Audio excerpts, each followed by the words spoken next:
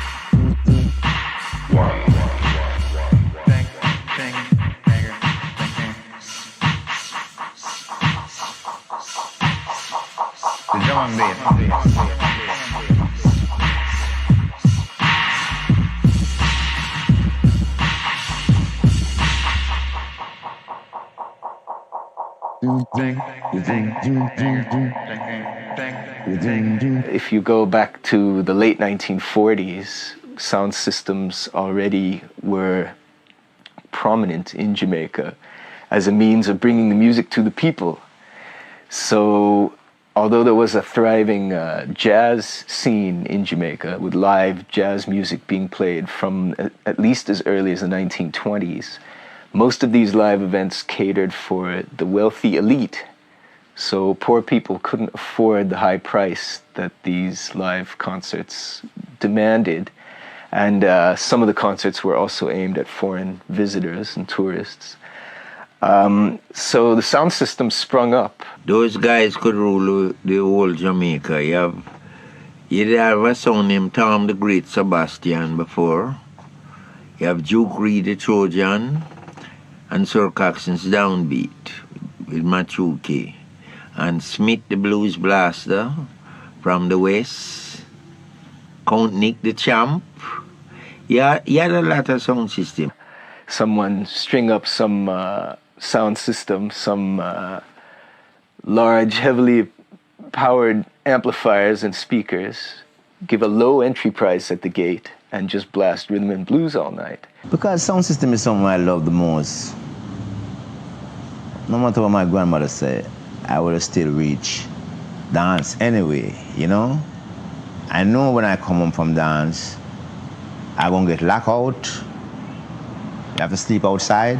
But that's no problem because I already have my fun. Because to me, that was my greatest fun, sound system. And still, my greatest fun, Exclusivity has always been a major component of sound system culture in Jamaica. The way that a given sound system was able to retain loyalty in a very competitive field.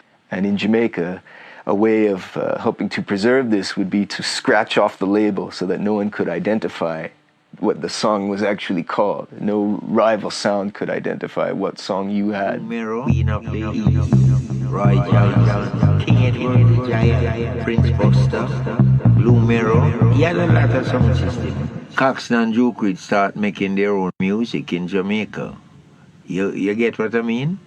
When the rhythm and blues and things start drying up now, these guys start to make their own music to play on the sound system. And that's how the record business started in Jamaica.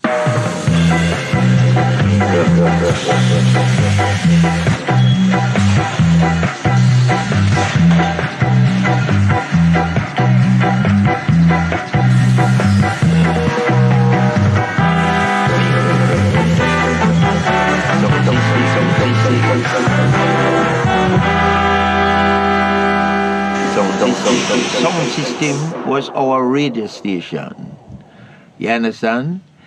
And when the sound system hit a tune, all the uptown people them start buying it.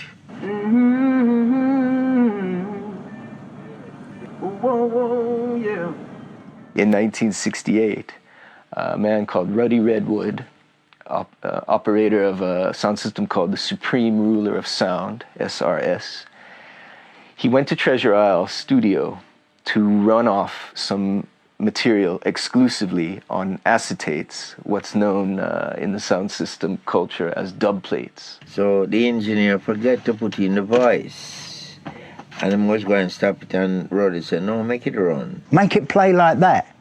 I'll take that to the dance with me on Saturday night. And that's what he did. So he played the vocal, which he already had, which everyone knew, and then he played this version without the vocal. And he had to play it 10 more, 20 times. Tubbies and myself was there the evening. And when that tune finished, him put on the vocal fully. So when him go Spanish Town and him play it was a big hit with the crowd. So I come back the Monday morning and I said, boy, Tubbs over the weekend, the little mistake will make a Duke studio. Tear up the place for the sound. So he went back to Duke Reid and said, you can put that on the other side of the record. And Duke Reid said, wow, brilliant.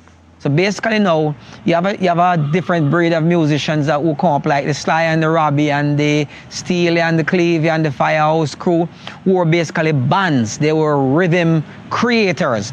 So they created like crazy rhythms and everybody wanted to use in their projects. Any studio is putting out like the best sounding in dub, like you had Studio One, King Towers. A lot of Channel One, a lot of people would flock these studio because there's a sound coming from the studio itself.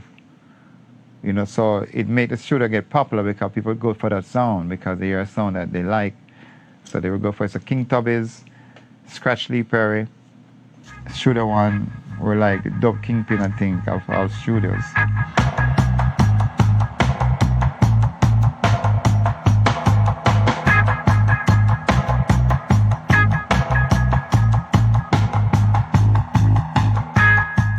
As new producers came after Coxsone, they saw that Coxsone had some good rhythms. So why shouldn't they copy them? And maybe they would have the same success. I believe it was as simple as that. So that Coxsone became, in a way, Coxsone music, Studio One music, that was made by the musicians at Studio One for Coxsone, became the backbone of Jamaican music. Something like Alton Ellis' tune, I'm Still in Love with You. Now this tune was a hit in the 60s. Alton Ellis, I'm still in love with you. Okay, good. You would say, okay, it's been a hit in the 60s. Then it was a hit in the 70s. Althea and Donna did Uptown Top Ranking, the same rhythm track. Okay, you think, okay, it's been a hit twice now in 10 years. It's never going to happen again. Oh, yeah? Sean Paul comes and rides on it in the 2000, right? So it's a hit again. It was easy to do that because there was no copyright law in Jamaica that related to recorded music. But that was straight rhythm. It wasn't drum and bass. The drum and bass now coming like Tubby's innovation. You understand? Tubby started that. He experimented with a version and started to do tricks to the version. Drop out certain instruments, bring in certain reverbs and things like that, until you get like, and then started to add echo. And this became exciting. And thus, dub was born. Dub, dub, dub, dub, dub.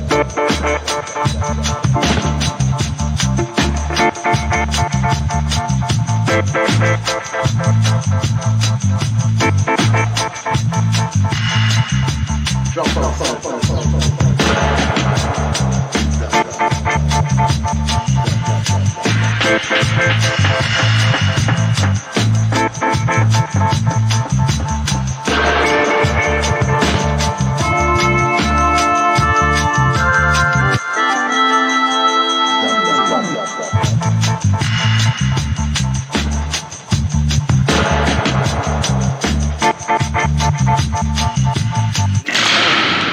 What they did was take the mixing desk and make that into an instrument.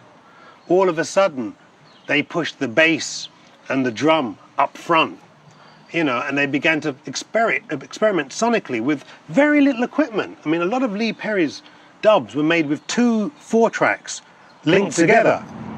That is the foundation of it. Like, this is a brain and a heart. I create a brain and a heart. The bass to listen to all the while, like push it like a brain for you to listen.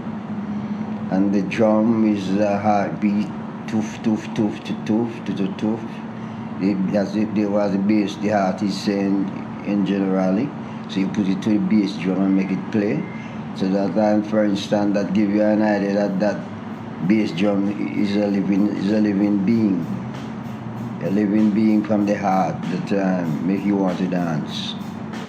Dub used to be the name of a plate, they call it dub plate, that they would put the dub on, and then people just start branding names like dub plate, dub. So we say dub wise. So when they say dub wise, it's like back out the rhythm section and see the bass and drum alone. Dub is electronic music that was developed by a recording engineer, where we use the music and add sound effects to it to come up with different remixes. Put on the split, Ryan. Put on the split. Put on the split. Judges coming. People get ready. Watch out. Ready. Watch out. Messiah's coming. People get ready. Engineer in general is just to sit at the board, do the electronic part of the music, the audio section, like it. You record the music, record the voices, every instrument, see that it's on the tracks proper, things like that. A producer now is the man who tell the engineer what to do, tell the musician what he wants to play, and tell the vocalist how he wants him to sing the music.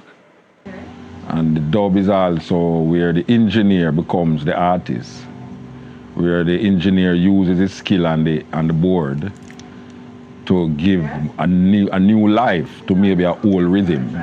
In the studio yourself, you're making the dub, you experiment and say that you know the people want to like that because you feel the energy of it, and you experiment with it.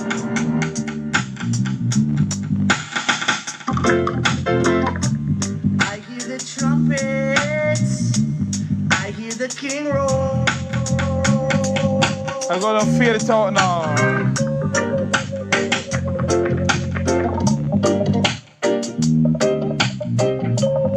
We don't use music sheet and all that. It's just that people feel. You go on a man sing and the musician feel it and boom, a tune come.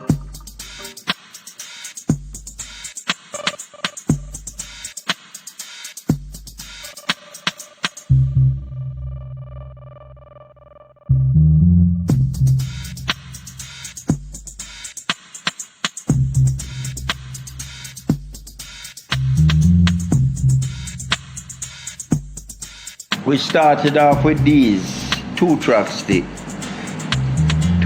tape in the 60s, and we move on from them onto 4-track.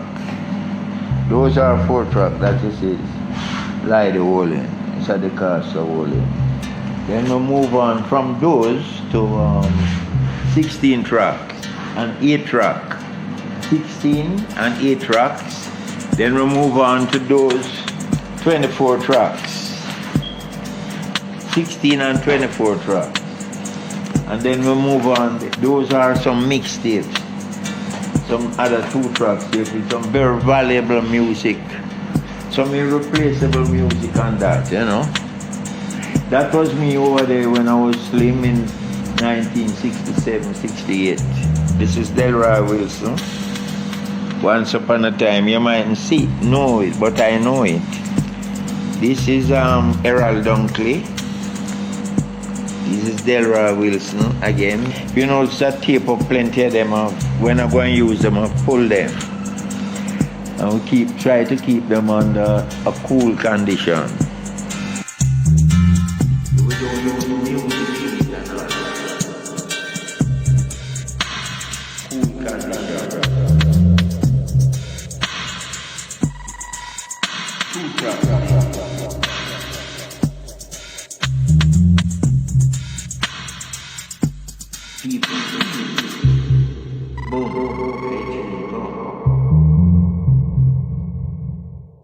I don't know when people hear dub, we'll take them. And I hope one day we can use all that and communicate with some like aliens. Every object have a shadow. You have to find your shadow. Every song could be dub. You have to find the dub. It's as simple as that. You have to find the dub. Every sound system, everybody in Jamaica was crazy about the dubs. When Tubby's Roots of Dub come out first, it sold like a 45. The first dub albums came out in 1973. Blackboard Jungle, Aquarius Dub, Dub Serial. By the mid to late 70s, most releases in Jamaica on 45 had a dub B-side. People would go to a shop, buy a single, and play the B-side first. This was the period. And this was the effect that dub had on the people. Some of these songs could last up to 15 minutes. And occasionally, you would have an A-side with the vocal followed by the dub as one song. And when you flip it over, you get an extended dub of the same song. How this done, you know? So people used to think like Tubby's have a thing on the sound that he take out the voice out of the rhythm, but it wasn't like that. We just have the rhythm on the same dub plate, you know? So people never understand what it's like. So people start get excited about the whole thing now. Oh, Tubby's can take out the vocal out of the rhythm and leave the pure rhythm. It was something different. It was something great, you know, just great. I wasn't there when it was born, but I heard that King Tubby's was the person who first started dub music. And I sort of, you know, believed that because he was the one who mastered it. He was the best in dub music in his time. Tubby's was a wizard in electronics. For example, he got from America a Fisher reverb unit that broke. It broke down. So Tubby, who was a trained electronics engineer, fixed it. But he didn't fix it in the Fisher way, he fixed it in the King Tubby way. In our time, we didn't have no machine with these sounds. We have to make them up. We have to make our own delay, run a tape delay and pass it back on. It's ching. He started to develop his sound system, separating the frequencies, with the steel horns playing the high frequencies, and mixing tracks, especially to be played on the sound system. Would hook up like 12 double 18, and each of those speakers is 1,000 watts per speaker. So you have 12,000 watts just low end. So the bass and drum would be heavy, the most you could cut on a record, and the treble would be sharp, sharp like a knife. And you would hear that on the steel horn and you could hear that for 2 or 3 miles at night time. So that would draw people, because these dances in Jamaica are in the open. They're not in a hall. They call it dance hall, but there's no hall. There's just the sky.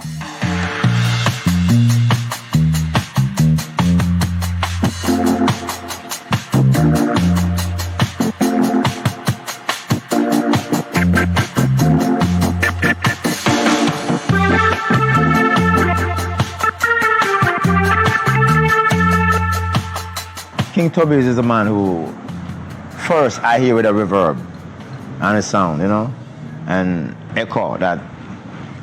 Like you say, King Tubby's, you hear King Tubby's, King Tubby's. Really, dub evolved because of producers like Bunny Lee. The vast amount of work that Bunny was funneling through King Tubby enabled King Tubby to experiment with all kinds of mixes. Have other things that him do, like with Pablo playing and him doing dubbing and things same time. That is great too. I don't see no engineer do it. It going straight to tape, you know, live. The whole development of remix and the idea that you could take elements of a record and add something of your own to it. This comes from King Tubby in a tiny studio in the bathroom of a house. Then he had a machine with a high-pass filter on it, and where you get that squawk, squawk, squawk. I used to call it the squawky. Someone would be singing in a room smaller than this, much smaller, just like a square around me, and a microphone. And Tubby would then subject that vocal track to delay, to reverb, you know? People were singing up close to the mic. So you had singers who don't really project their voices, but they became great studio singers. But it was great. I learned a lot of things from them, you know what I mean? As you know, it was the first studio that I really worked professionally. And I get to meet this guy named Tubby's. At first when I meet him, I think I was going to meet a dreadlocks, because everybody believed Tubby's is this man who smoke weed and sit down and have dreadlocks. When I got complete opposite, the man like a Christian, he don't even smoke a cigarette. So Tubbs gone too early, but him leave a legacy of work and everybody follow him. There's only one King Tubbs you have. Don't think you're going to have another one. Tubbs is irreplaceable. Irreplaceable. Clean, super clean music.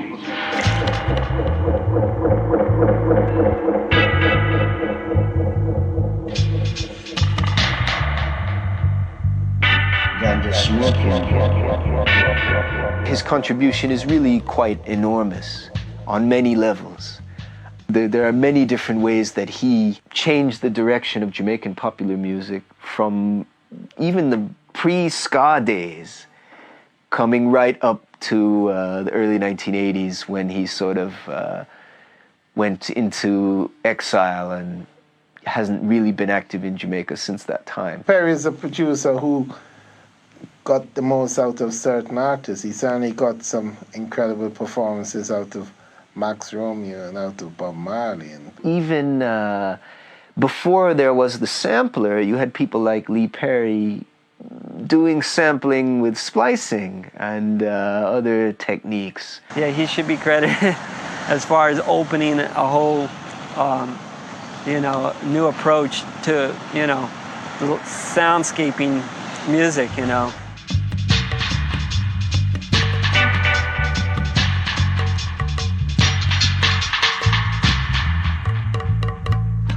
Click.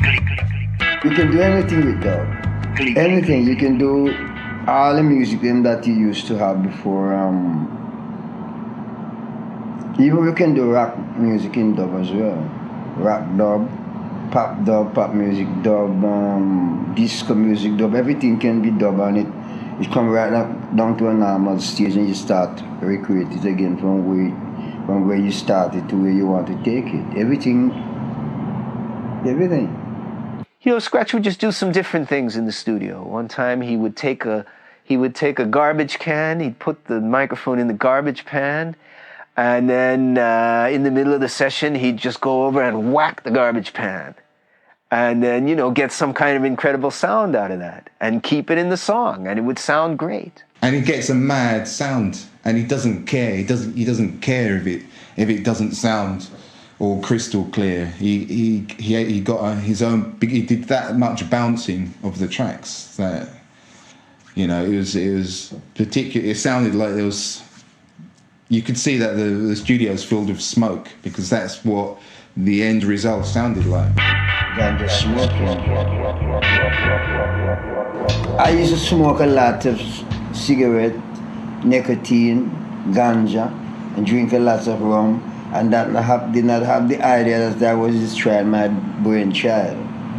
So when I reached to the pinnacle and discovered that most of the dub that I create in Blackout Studio was with alcohol and nicotine and rum, I discovered that I was wrong. Then I repent and burn down the Ark of the Covenant because it was not clean enough. It was created by alcohol, nicotine, and ganja smoking. And then I was creating something that could destroy me and destroy the fans as well. So I repent and start clean again without any smoking, any meat, any ganja, any nicotine, and start to create music to save me and my fans. Clean, super clean music. Crystal clean. There's the famous cow sound that he had at the Black Ark that a lot of people thought he had actually recorded some cows mooing, and apparently Waddy Burnett from the Congos explained he tried to record some cows that were in the fields nearby, and the cows would run away when he would go to try and mic them up. So what Perry did was to take the cardboard roll that's like the inside of what you'd use for some paper towels, cover it in tin foil, gave it to Waddy Burnett, who has a deep baritone voice, and made him go "Mrrr."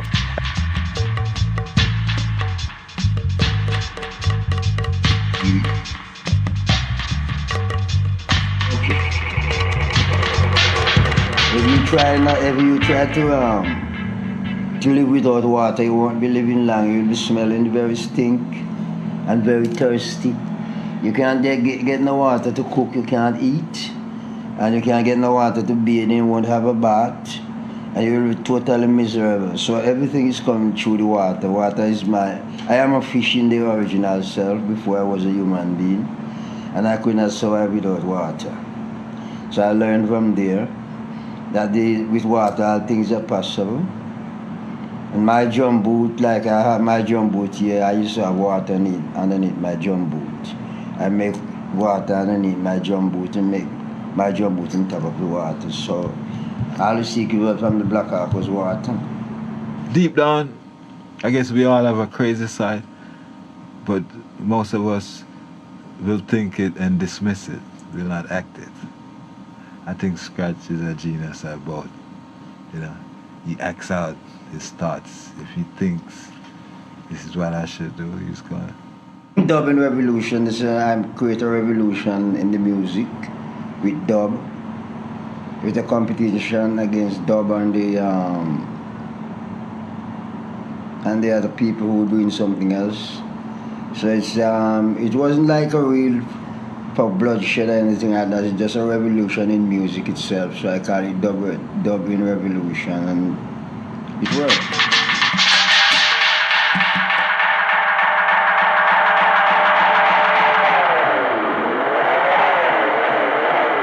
There's all kinds of dark things going on, or subversive things going on in Jamaica at the time, and that of course affects the nature of the music.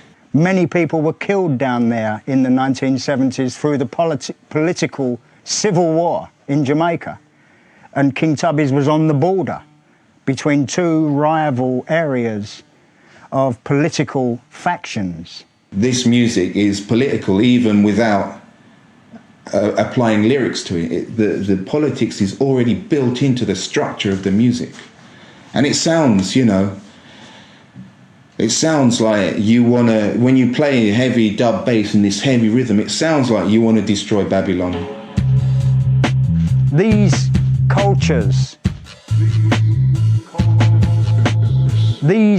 cultures like dub and dancehall from so-called ghetto areas prove to be very vibrant, very enduring, because they have to work hard to satisfy people in oppressed conditions.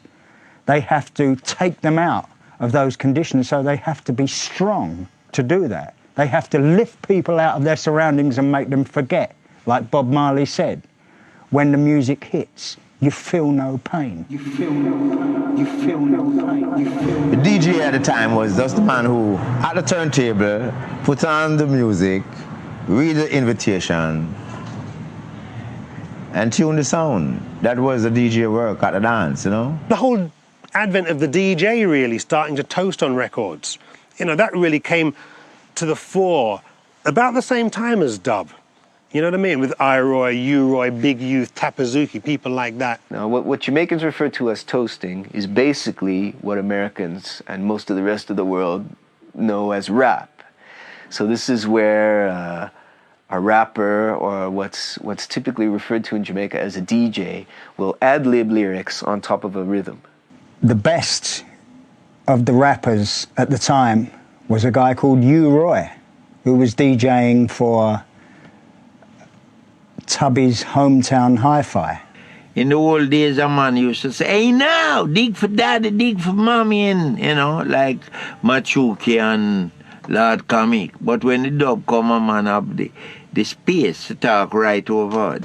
Come start play for King Tubby's, and like, first dance we play is like people them love it so much, it's like everybody just want me to play them for them next dance. Yeah. Everybody who have a dance coming up, them want me to play for them, you know?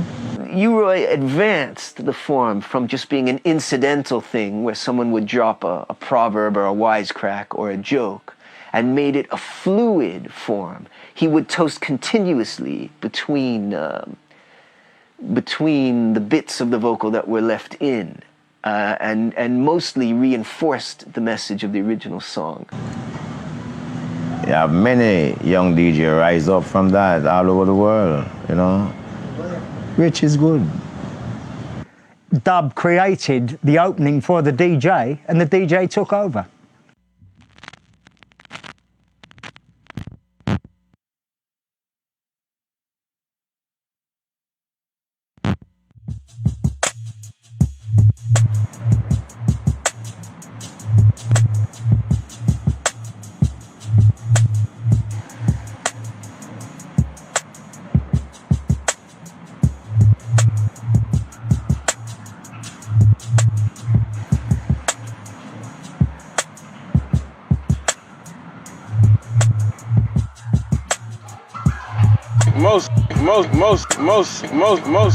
Most artists would probably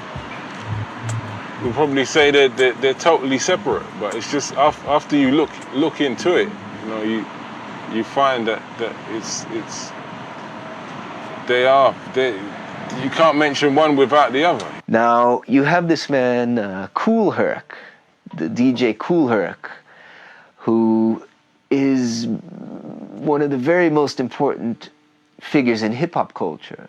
But Kool Herc is a man who spent his youth in Jamaica, because he's a Jamaican, exposed to sound system culture, which is all around in Jamaica and was all around him.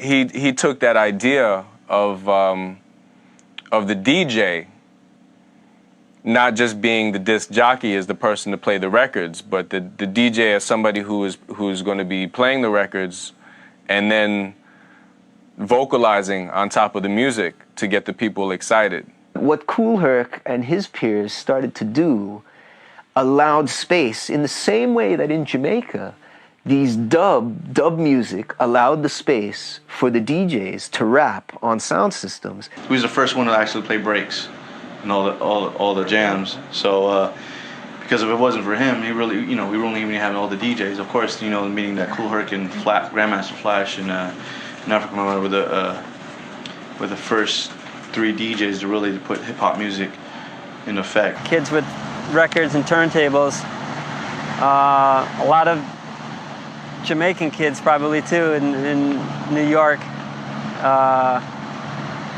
just started toasting, you know? It seemed like a normal progression, you know?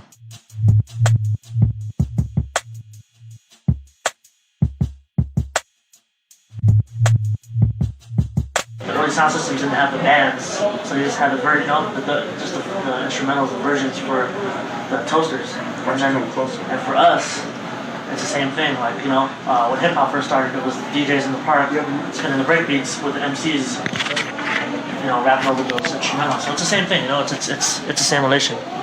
It goes beyond the sound. It's to do with the attitude, the mindset behind it, the thinking behind it. The basic process of creating a dub from a reggae instrumental was called versioning, which involved taking little snippets of the original track, in other words, sampling the original track and changing into something new, affecting it.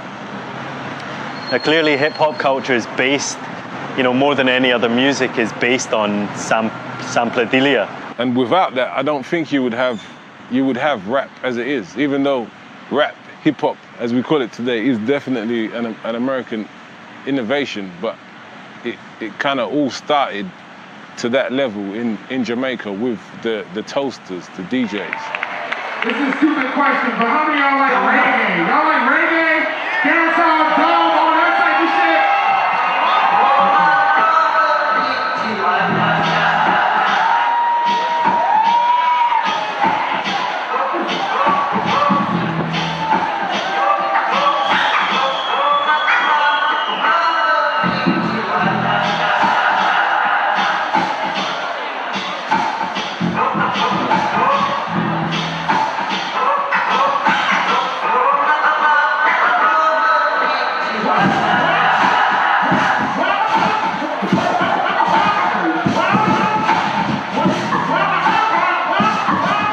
Dub music, as I said, like what I term as dub music, it's not so influential today in America or so, but in Europe, you still have a lot of influence of dub music in Europe.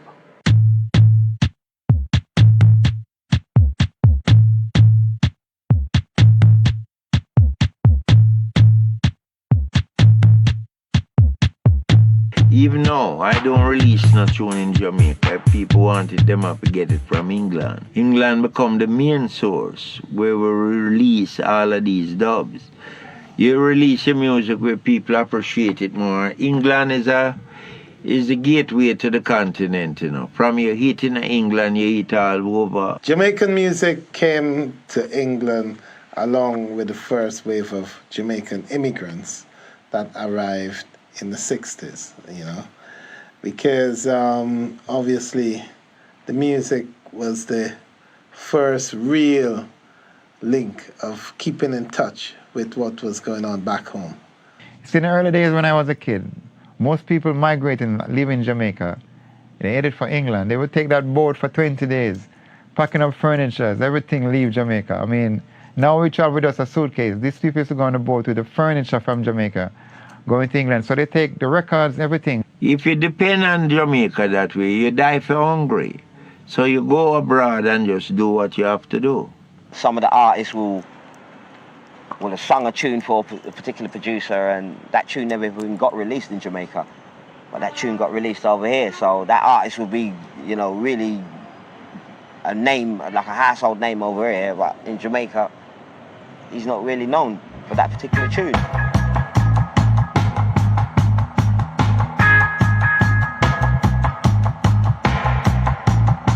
I'm known as the DJ that turned the punks onto reggae, as a DJ in a club called the Roxy back in the late 70s. And this all happened really by accident, because what happened was I got a gig to DJ in this punk rock club, and it was so soon in the scene that there were no punk records to play.